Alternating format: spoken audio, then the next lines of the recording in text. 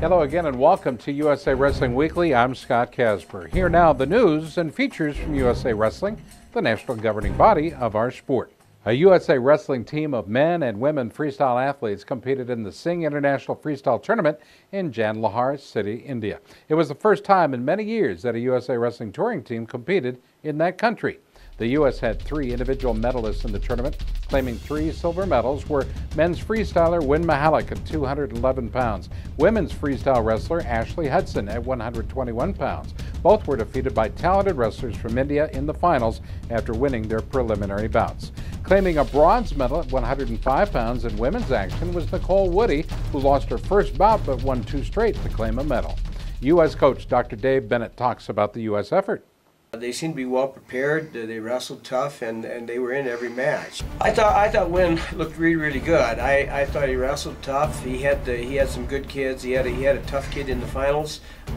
He wrestled well, and you know, it could have gone either way. I think Win has got a bright future. I think he's going to be somebody we can look at as being national team down the road, and maybe have a shot at making a World Olympic team.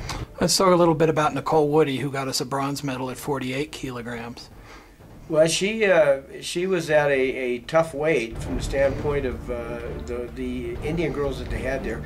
I was quite impressed with the Indian girls. They were well prepared, trained well, wrestled tough. They seem to have they're great hand fighters. They seem to really know how to get a hold of you and hang on to something. I mean, they don't let go. No matter what you do, they still seem to be hanging on. They're kind of like leeches that way, but they were tough. Nicole wrestled tough, had to win it. She had to scrap to pull it out. Team USA enters its busy season for international tours with athletes in all 3 Olympic styles heading overseas for top-level competition. This week, 2 U.S. squads wrestle in Havana, Cuba, with the Greco-Roman team competing at the Granma Cup and the men's freestyle team competing at the Cerro Pelado International. Both teams will also spend extra time there training with the Cuban national team. World champion Dramil Byers will compete in Greco-Roman. World silver medalist Jake Herbert will wrestle in freestyle, and a number of past world team members will see action as well. Also, this week, a U.S. Greco-Roman team will compete at the Grand Prix of Slovenia in Murska Sobota, Slovenia. One of the U.S. athletes will be 2005 world bronze medalist Justin Ruiz. He'll compete at 211 pounds. The next weekend, U.S. women wrestlers will compete in tournaments in France and Bulgaria. A U.S. men's freestyle team will see action in Iran, and a U.S. Greco-Roman team will compete in Bulgaria. There will be additional tours to Belarus and Hungary before the tour season is completed. Visit themat.com for regular updates on your Team USA. Ever wonder what Team USA athletes do when they're not training or competing? Sometimes they get together to enjoy great food and fun. Recently, members of the U.S. women's team had a luau and shared Hawaiian food prepared by team members from Hawaii. With the Hawaiian luau here with 2 of our women's wrestlers, Ku'u and Pi'i. So, what was the idea with this luau with the women's wrestling team?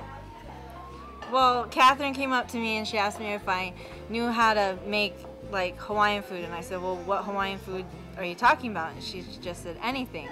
So then she wanted to come over to my house and me cook for her, and then I thought, well, why don't, you know, Hawaiian food takes a while to make, you know, a lot of effort, so I didn't want to just make it for one person. And then I knew I wasn't going to be able to house the whole wrestling team because I have a 2-bedroom apartment. I had the Kalua pig. Which takes exactly how long to make? Well, I started at 12 last night. So around 11 actually, and then I put it in at 12, and then I took it out around like 4. And your apartment complex allowed you to dig a hole Yes. to put a pig. Yeah, that's the right outside my way. window. Dug a hole, a pit, you know, got all the rocks, had to go get some banana leaves, and put my pig in there. She was wearing a grass skirt while she was doing it too. And coconuts, you know? Yeah. For real. Now, how important is the Hawaiian culture and the Polynesian heritage to you guys now? You're here in Colorado, you don't get a whole lot of it. Other than today, which has been beautiful, weather doesn't typically cooperate. So how important is it for you to really be able to capture home for your friends? Actually, I thought this was a lot of fun. Everyone trying the food and saying how great it tastes and everything. I mean, I was glad because I'm worried they're not gonna like the Hawaiian food. Yeah. So Now we know. they like it. What's the most fun for you about this? Cooking and watching everyone, their expressions of how good it is or how interesting it is. Personally, what was the most favorite thing, whether anybody made, you guys made? Because a couple girls brought some of their own. It's almost a Hawaiian plus potluck. Yeah. I don't know. It's really hard to say. A lot of people complimented they liked the Kaloa pig a lot. They liked a dish called shoyu chicken a lot. That was good. I really enjoyed that. A couple people said they liked the chicken long rice. And then a lot of people liked the butter mochi and the chocolate hapia pie. So. I was amazed about how many people liked the poke, the raw fish. Yeah. In terms of traditional Hawaiian fare, is it something that you guys learned from your folks, or is it just something that's kind of, yeah, we've tried to see this, let's see if we can do it on our own. We're Hawaiian, we can fake it. Well, everything we made is stuff that you would find at a luau. I mean, we made the basics. Yeah, we made a few extra dishes that you might not find, but I mean, it's still very typical of what we eat in Hawaii. Yeah. So who's going to have to explain to Terry Steiner why everybody's so overweight tomorrow? Stay tuned. We'll be back. There's more USA Wrestling Weekly. Angel Escobedo, 2008 NCAA champ and University World Team member. You're watching USA Wrestling Weekly.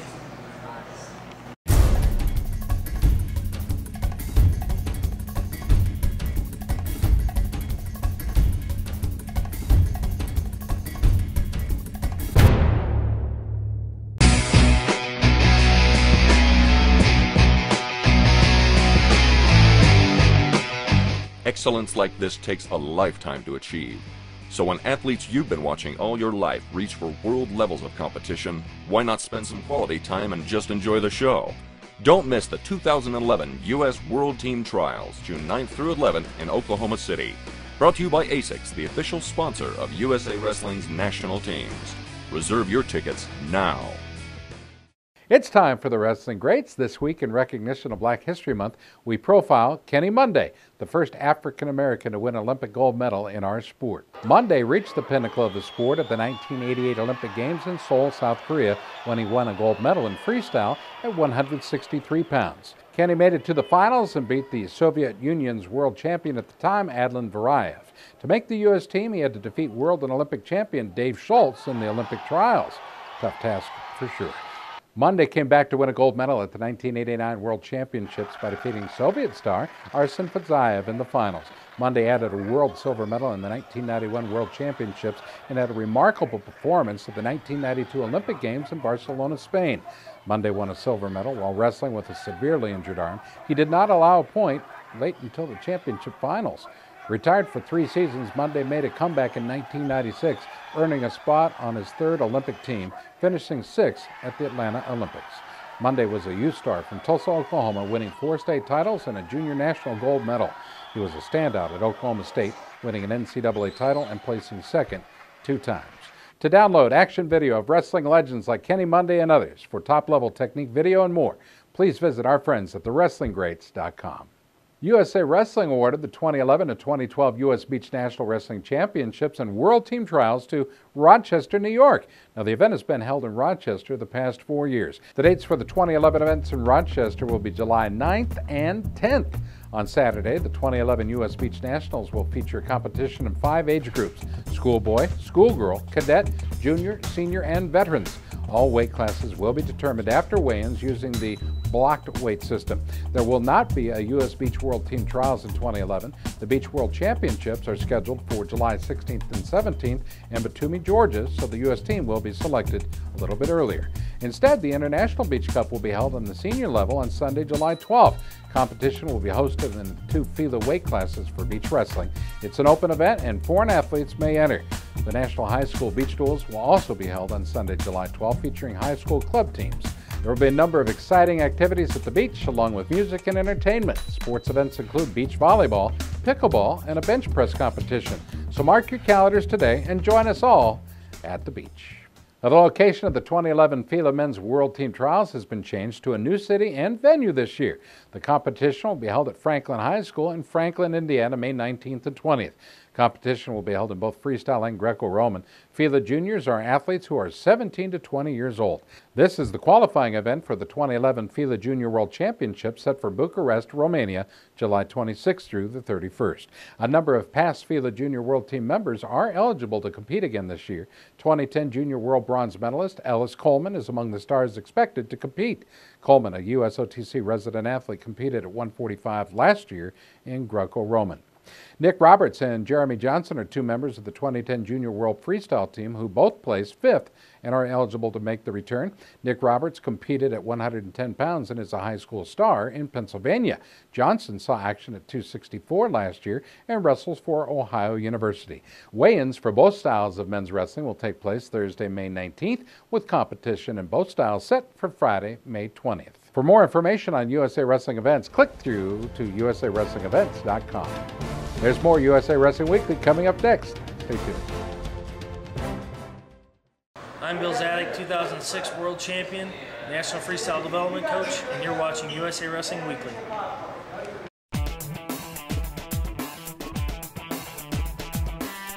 Each season, Liberty Mutual's Responsible Sports Community Grant Program awards $65,000 to youth sports organizations and school sports programs that demonstrate their commitment to responsibility in youth sports. Your organization could be one of our 20 winners this season.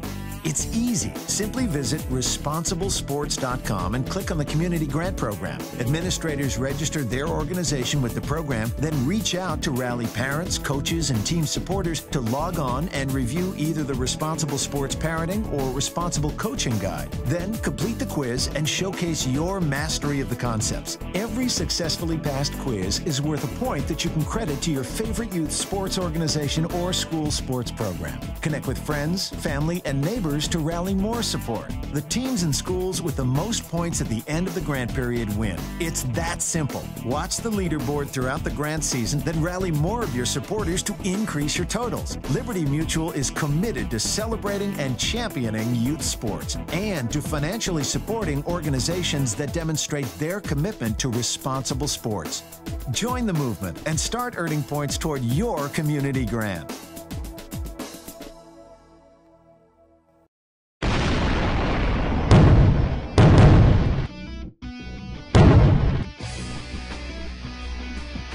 Before weapons of mass destruction, we struggled hand to hand.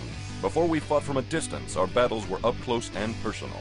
Join us April 7th to 10th in Cleveland, Ohio, when the world's oldest combat gets new again at the 2011 ASICS US Open. Brought to you by ASICS, the official sponsor of USA Wrestling's national teams. Reserve your tickets now. Last weekend, the Georgia Grind was a smashing success in Douglasville, with a total of 656 athletes representing 13 states in attendance. The Grind has grown to almost double the entry level from a year ago. It was the third event in USA Wrestling's Folkstyle Tour of America, featuring high-quality youth folkstyle competition. The outstanding wrestlers at the Georgia Grind were Dalen Hunsinger of Utah in Bantams, Jacob Pierce of Georgia in the Intermediates, Blaze Hensko of Georgia in Novices, and Cameron Hunsinger of Utah in the middle school division. Now there's a strong turnout for the true beginner divisions as well, a new concept which has been very popular at USA Wrestling events. The first three Folkstyle Tour of America events set records this season. The tour concludes with the popular Dominate in the Dells event March 18th in the Wisconsin Dells, Wisconsin. Bantam, Intermediate, Novice, Schoolboy, Cadet, and Junior will all see competition there. Athletes can score points in the Ultimate Challenge Series and the U.S. Future Olympian rankings at this event. Click through to usafolkstyle.com for more information. TheMat.com will provide free webcast of USA Wrestling Maryland State Youth Championships in Westminster, Maryland this weekend. Jason Bryant will be on the call for the finals of two age divisions on Saturday and Sunday, starting at approximately 4 p.m. Eastern. Look to TheMat.com this weekend to see great youth wrestling action. Our wrestling leaders in Chicago have announced a relaunch of the Beat the Street Chicago program. Beat the Street Chicago is dedicated to teaching the youth of Chicago the benefits of wrestling and how they apply to success in the classroom, community, and personal growth. The program was created in 1997 and now serves 12 clubs and 18 elementary schools. BTS Chicago currently has over 1,000 participants representing some of Chicago's most challenged neighborhoods. Chicago is the third largest metropolitan market in the U.S. Brian Giffen, development leader of the Beat the Streets New York program, now serves as president and executive director of the Chicago program. Chicago set a campaign goal to deliver 60 elementary wrestling programs to the city by 2015. This will produce a strong feeder system for Chicago's middle school and high school programs. Additionally, our long-term plans include student mentoring, summer camp programs, with ongoing involvement in USA Wrestling Coaches Education Program. For more information, visit btschicago.org. Again, btschicago.org. Well, it's time for our technique segment on USA Wrestling Weekly with top coaches and athletes providing important skills and training tips. This week's segment covers upper body attacks and comes from a USA Wrestling NCEP Silver Coaches College that was held at the U.S. Olympic Training Center in Lake Placid, New York. The technique is taught by 1984 Olympic Greco-Roman champion Jeff Blatnick. Over under. Locked hands. Each of them, if you have a right underhook, you generally have a left leg lead. There you go. Now, if he's going to step around, it's going to be to this side. So we're going to pivot you over here. Right. His object is to try to get his groin right here with him facing this way. To do that, you take your underhook, wing it up. At the same time, all your weight's on your left foot, step in a little bit, and then he lands right here. Now, two things. I'd like you to sit and up. There you go. I like that. By stepping and blocking this leg, this man wants this leg to come back so it can square off, correct? Blocking it, well, I don't want you. Blocking it, now what you want to do, Ryan, is see how you're leaning forward? Start to sit. Yeah, take him with you though. Don't leave him behind. If I ask you to sit, he comes with you. There you go. And all he has to do here is explode. And what's going to happen is, because he's twisted, his chest is facing this way, his hips are facing this way. So as he clears the body, as Ryan pops, his legs now are going to want to unwind. And as they do, they're going to unwind in the direction of the throw. Go ahead and pop. So that works. Now, he did that without any momentum. The key to the step around is as you step, you build momentum. So as soon as you step, you throw. So you can't be leaning into him. Sit back as you throw. Pop. Nicely done. Low level, not a real high arch, but all the mechanics were there. Now, there is one little thing. Here I am facing my opponent. I've got a right underhook, so I'm going to jack it up and step around the corner. Let's think about this. I step in and I step around the corner. Look at my feet. See how my feet are bent up? They're not in a good position. So what I do is I know I'm going to hit the step around. So as I jack this up, I plant my foot like this as I step in. Now when I step around the corner, my feet are facing the same direction. I have better footwork, better balance. Go ahead and try it.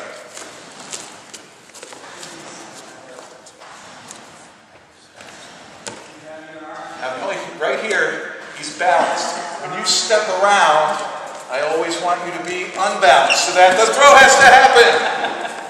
Why? You're taking the risk. Why are you going to bail out there? Do it one time. Nice and smooth. Nice and smooth. And pop. Nicely done. Nicely done. All right, let's give these both a hand. Now, grab that door. Bring it back out. 2010 World Women's Freestyle Silver Medalist Helena Perescova has been nominated for the AAU James E. Sullivan Award that's given out each year to the best amateur athlete in the nation. Candidates are evaluated based upon leadership, character, sportsmanship, and sports accomplishments. Perescova won a silver medal at the 2010 World Championships in Moscow, Russia at 138 pounds. She also won the 2010 University World Championships and the 2010 Pan American Championships.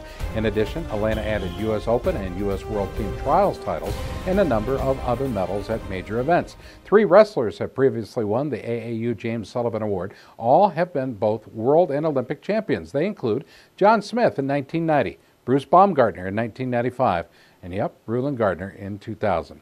We spoke to National Women's Coach Terry Steiner about Elena's great 2010 wrestling season. I think Elena finally is starting to put things together. Last year she really started to be consistent, as a performer.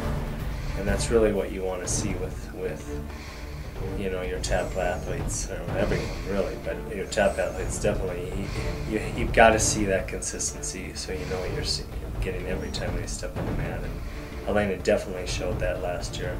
Fans can vote on the Sullivan Award by visiting the USA Today website at usatoday.com/sports. Again, usatoday.com/sports. Anthony Bartkowski, who worked in communications and events on USA Wrestling's national staff in the 90s, was named executive director of USA Boxing. Anthony served as interim executive director since October 2010, but will now lead boxing's national governing body in a permanent capacity.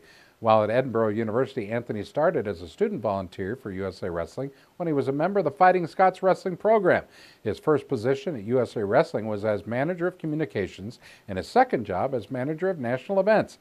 Anthony has also worked for USA Weightlifting, USA Boxing, and USA Hockey and the Professional Rodeo Cowboys Association. All right, we'll be back. There's more USA Wrestling Weekly when we continue.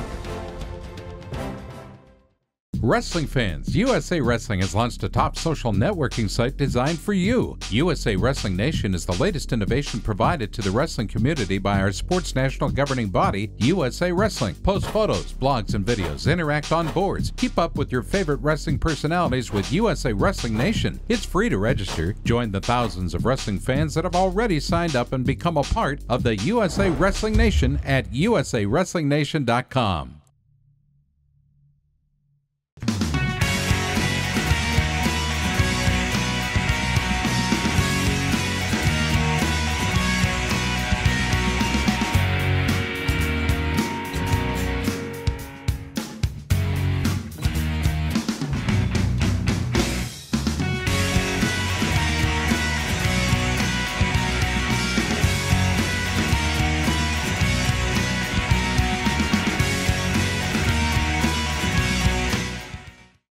A major contribution to the Ohio Regional Training Center in Columbus, Ohio will assist their mission to train Olympic-caliber freestyle athletes. The Ohio RTC will receive a $100,000 donation from an anonymous supporter. The Ohio Regional Training Center is a nonprofit group created to support wrestlers training for the Olympics and to promote the growth of freestyle wrestling across the country. The organization provides financial support to their athletes, coaches, facilities, and a unique freestyle training environment. 2 past Olympians are on their coaching staff, head coach Lou Roselli and assistant coach Playman Paskalev. 7 athletes currently training there are ranked in the top 10 of the current Mat.com freestyle rankings. They include J.D. Bergman, number 1 at 211 pounds, Travel Delegnev, number 2 at 264 pounds, Sean Bunch, number 2 at 132 pounds, Tommy Rollins, number 3 at 264, Reese Humphrey, number 3 at 132, Logan Stever, number 5 at 121, and James Jonashonis, number 9 at 185 pounds. For additional information on the Ohio RTC, click through to OhioRTC.com. The National Wrestling Hall of Fame Dan Gable Museum will host a special program celebrating the African American wrestling experience to be held in Waterloo, Iowa, Tuesday, February 22nd at 5:30. In honor of Black History Month, 5 prominent African American wrestling figures will participate in a panel discussion to be held in the Dan Gable Teaching Center at the museum. Panelists for the event include 1992 Olympic champion, 2-time world champion, and current Iowa State head coach Kevin Jackson. Jackson will be joined by Mike Allen, who's been named as outstanding official by the National Wrestling Hall of Fame. Other prominent local personalities on the panel include Stuart Carter, Bill Tate Jr., and Willie Gadsden. Kent Sesker, the museum's marketing director, will moderate the discussion. Now, the celebration is free, and it's open to the public. To find details on the event, go to wrestlingmuseum.org.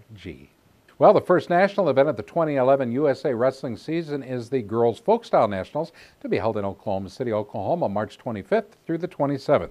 National competition is set for the junior, cadet, and schoolgirl, and 2 youth divisions as well.